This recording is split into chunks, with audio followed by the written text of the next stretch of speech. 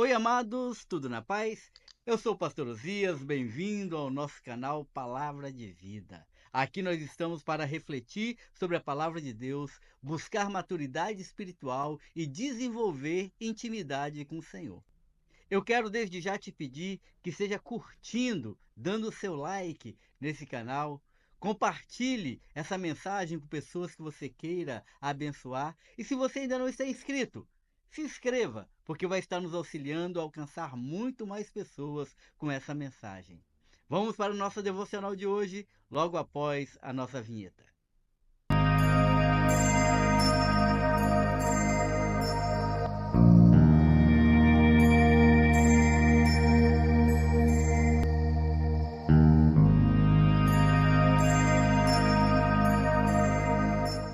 Estamos fazendo a série de devocionais baseadas nesse livro do pastor Carlos Damasceno, Vida Poderosa. E hoje nós vamos estar refletindo sobre o capítulo 5, que tem por tema Como ter resiliência quando tudo falta. O processo da escassez. O texto básico para a nossa reflexão está em Abacuque, capítulo 3, versículos 17 e 18, que diz assim: Porquanto, ainda que a figueira não floresça, nem haja fruto na vide, o produto da oliveira minta, e os campos não produzam mantimento, as ovelhas da malhada sejam arrebatadas, e nos currais não haja vacas. Todavia eu me alegrarei no Senhor, e exultarei no Deus da minha salvação. Abacuque, aqui nesse texto, está passando por uma situação dramática. Israel está na iminência de ser invadida pelo exército babilônio. E ele encontra refúgio no meio de toda a escassez que ele está vivendo, na graça e na misericórdia do Senhor. Você está passando por uma fase difícil? Falta dinheiro, saúde, apoio ou direção? Eu quero te dizer, Deus transforma a escassez em crescimento. Hoje nós vamos aprender juntos sobre resiliência espiritual. Resiliência é não desistir mesmo na dor, e isso é um tipo de obediência. Nós crescemos muito mais no topo da montanha do que no meio dos vales. A árvore plantada no topo da montanha, ela sofre com os ventos, com a intempérie, ela sofre com as dificuldades do clima, e isso produz nela uma força maior, as suas raízes são mais profundas, ela aguenta o vendaval, por isso a sua madeira é melhor. Nós precisamos entender que mar tranquilo não produz bons marinheiros. O melhor lugar para o navio estar protegido e amparado é no cais, mas ele não foi feito para ficar no cais. Ele foi feito para singrar os mares, para enfrentar as ondas, para passar pelas dificuldades do trajeto e chegar até o outro lado. Nesse capítulo 5, o pastor Damasceno nos apresenta o que ele chama de processo da escassez. O processo da escassez é um tempo em que Deus permite a falta de algo, não para nos punir, mas para nos forjar. O profeta Abacuque entendia muito bem isso. E ele consegue dizer, ainda que tudo dê errado, ele se alegrará no Senhor e na sua salvação. Esse processo da escassez nos ensina a uma dependência completa e total de Deus. É nesse tempo de falta que nós entendemos que Deus não está longe. Ele está próximo, ele está forjando força, fé e foco. Por isso, o tempo da escassez é também o tempo do aprendizado. Escassez não é apenas falta de recursos. Escassez pode ser falta de resposta. Quando nós oramos, jejuamos, buscamos ouvir algo de Deus e parece que as nossas orações não passam do teto. Quando tem aquele desejo no coração de clamar, Senhor, Senhor, por que me abandonastes? A aparência do silêncio de Deus nos leva a um incômodo espiritual tremendo. Nesses momentos em que a resposta não vem, nós precisamos de manter a nossa força e fibra para continuar firme crendo que Deus está nos ouvindo. Ou então, a escassez pode ser falta de apoio. Quando você é abandonado, deixado sozinho, ninguém te dá uma palavra de suporte, todos viram as costas para você. Eu acredito que um dos momentos mais difíceis, que acrescenta uma camada de dor ainda maior na história de Jó, é que depois de todas as perdas que ele sofreu, ele perde o apoio da sua esposa, seus amigos voltam as costas para ele e todos em volta passam a condená-lo e julgá-lo. Esse é o tempo de você se recolher no Senhor e crer que, embora todos te abandonem, o Senhor nunca te deixará, Ele nunca te desamparará, Ele continuará junto com você no meio de toda a escassez. A escassez também pode ser falta de direção. Naqueles momentos em que você se sente perdido, sem saber para onde ir, sem saber qual caminho tomar, qual a direção correta. Nesses momentos, a melhor coisa é não tomar decisões, é esperar Deus agir. Quando estamos perdidos, quando estamos sem rumo, quando nos encontramos nas encruzilhadas da vida sem saber qual é o caminho certo, a melhor coisa é parar para ouvir a voz do Senhor. São nesses momentos que Deus está nos ensinando a dependência verdadeira. Quando não temos mais em que nos apoiar, a não ser nos apoiar na fé. É fácil louvar quando tudo vai bem, quando estamos vitoriosos, quando conseguimos tudo o que pretendemos, quando o nosso coração está se deleitando naquilo que Deus tem feito por nós. Mas a fé real, ela aparece quando o chão desaparece. Quando perdemos a nossa base, quando não conseguimos discernir o que está acontecendo. E só podemos clamar para uma pessoa, o Senhor. Como disse o salmista Davi: elevo os meus olhos para os montes. De onde virá o meu socorro? O meu socorro vem do Senhor, que fez os céus e a terra. O autor explica que esse processo de escassez desenvolve algo poderoso: resiliência. E o que é isso? De forma bem simples, é a força espiritual que nos faz continuar mesmo cansados, chorar sem desistir, confiar mesmo sem entender e seguir adiante mesmo não vendo onde o caminho vai nos levar. É o que nos faz levantar-nos da queda e persistirmos na caminhada. É o que nos mantém adiante, firmes, apesar de toda a nossa fragilidade. Isso é resiliência. A capacidade de continuar perseverando, mesmo quando tudo parece faltar. Deus, ele usa esse tempo de escassez para reorganizar as nossas prioridades. Quando você começa a ler o livro de Abacuque, você vê que ele está cheio de perguntas. Senhor, por que tem tanta violência? Por que o justo é oprimido? Por que os maus não são punidos? E ele vai desenvolvendo um processo de intimidade com Deus no meio dessa crise, que ele chega no final e diz: Senhor, ainda que tudo dê errado, eu sei qual é a minha prioridade. A minha prioridade é continuar adorando ao Senhor, celebrando ao Senhor, louvando ao Senhor.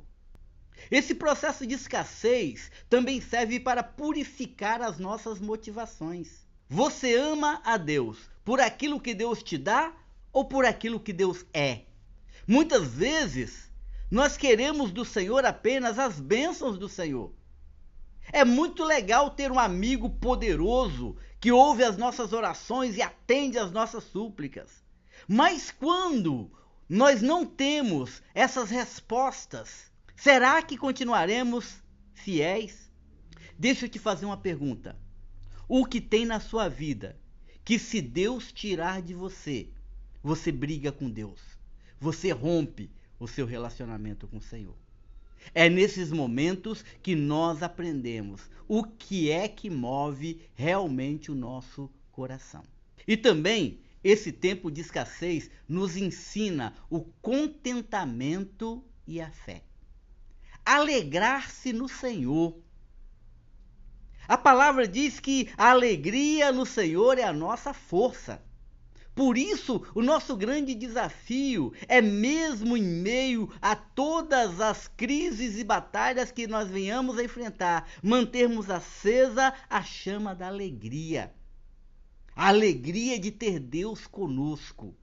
A alegria de viver a presença do Senhor. A alegria de sermos alcançados pela graça.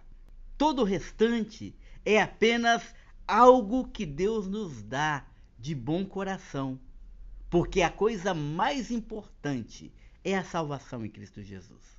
E é aqui que entra de novo o processo da obediência. Porque ser resiliente e perseverar na fé faz parte do processo de obediência. Mesmo sem entender, a gente obedece. Mesmo com medo, a gente confia. Mesmo com dor, a gente permanece. A resiliência é uma forma profunda de obediência. É seguir adiante sem ver o fim da estrada. Se você está passando por escassez, não se deixe abater. Não deixe que isso mine a sua fé.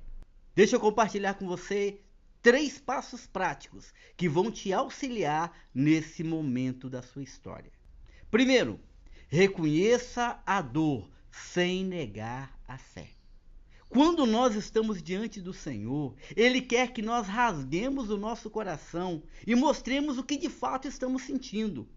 Eu gosto muito quando Ana está diante do profeta Samuel, lá em Siló, e ela está orando e se lamentando, e as palavras não saem da sua boca, e o profeta olha para ela e diz: mulher, até quando você vai ficar bêbada essa hora do dia?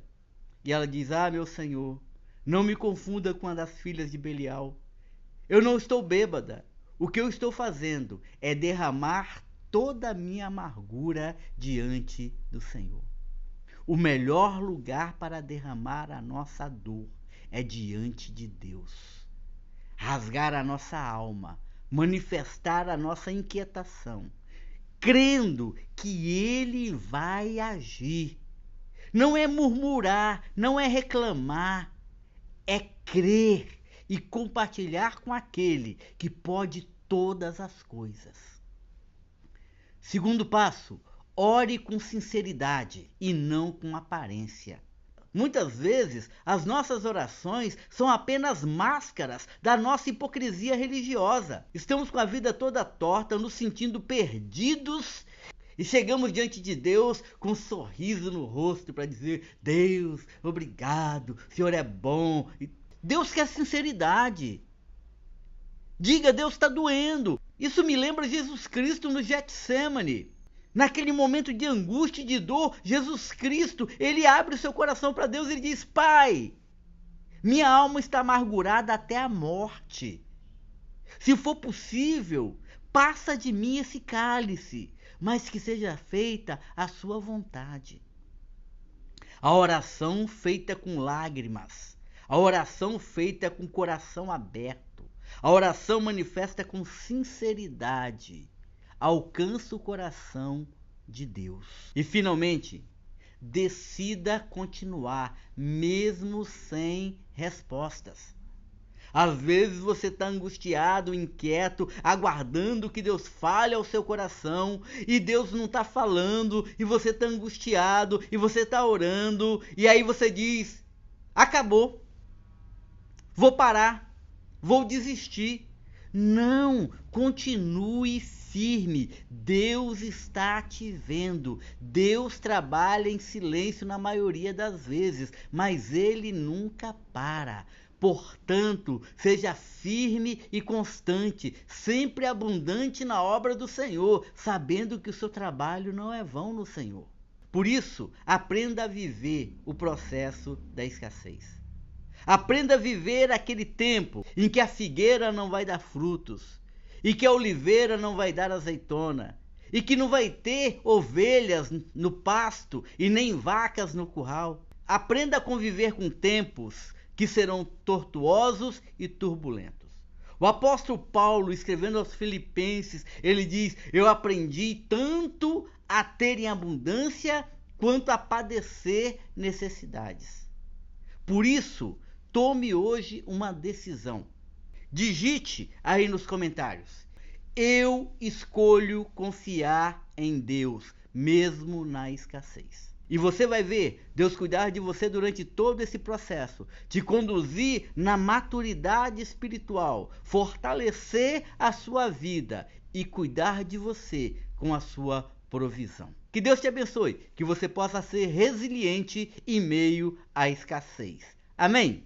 Feche seus olhos e abra o seu coração. Pai, queremos te agradecer, ó Deus, porque mesmo em meio ao deserto, o Senhor provê sobre a vida de cada um de nós. Mesmo em meio à escassez, não apenas a escassez de bens materiais, mas também, ó Deus, a escassez emocional, a ausência de resposta, de direção, a ausência de apoio, de amigos ao nosso redor, a solidão da lide, que no meio de todo esse processo nós possamos entender que o Senhor tem cuidado de nós. Que o Senhor tem nos amparado, nos protegido e provisionado sobre a nossa vida. E assim que nós possamos caminhar com resiliência, com perseverança, obedecendo sempre à vontade do Senhor, para que possamos viver uma vida poderosa. Obrigado por tudo, ó Deus, em nome de Jesus. Amém. Se você foi abençoado por essa palavra, deixe aqui o seu like, curta esse vídeo, compartilhe essa palavra com alguém que você queira abençoar. Comente aqui qual a experiência que você tem tido com Deus durante essa campanha. E se você ainda não está inscrito no nosso canal, se inscreva. E você vai estar abençoando muito esse ministério e nos ajudando a alcançar muitas pessoas com essa mensagem. Que Deus te abençoe poderosamente. Amanhã estamos juntos mais uma vez. Beijo no seu coração e até lá.